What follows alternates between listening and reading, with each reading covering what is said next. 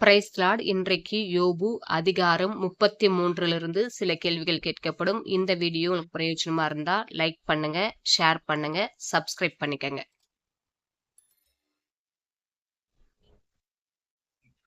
எலிகு அறிந்ததை சுத்தமாய் வசனிப்பது எது?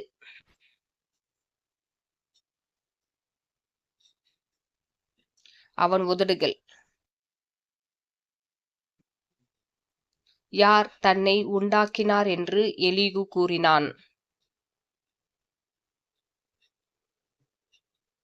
தேவனுடைய ஆவியானவர்.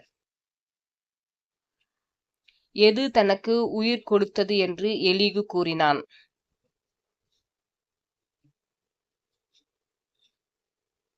சர்வ வல்லவருடைய சுவாசம். மனுஷனை பார்க்கிலும் பெரியவராயிருக்கிறவர் யார்?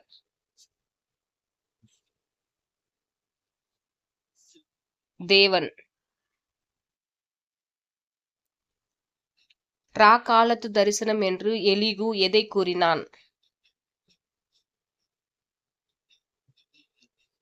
சொப்பனம். தேவன் மனுஷனை எதை விட்டு நீங்க செய்கிறார்? தன் செய்கை. தேவன் எதை அடங்க செய்கிறார்?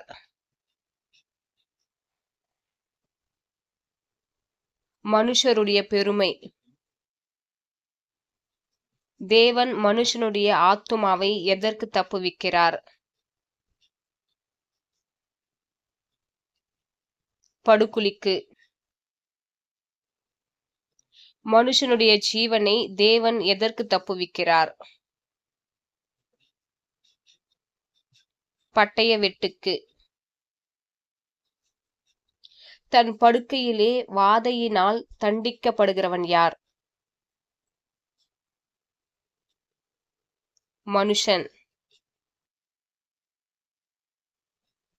மனுஷன் சகல எலும்புகளிலும் எதினால் தண்டிக்கப்படுகிறான்?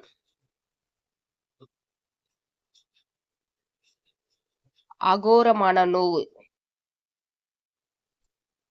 மனுஷனுடைய ஜீவன் எதை ஆரோசிக்கும்?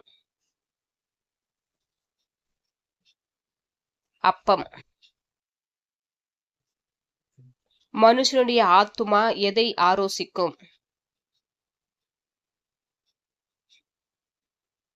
ருசிகரமான போஜனத்தை. 1000 ஒருவர் என்று எலிகு யாரை கூறினான்?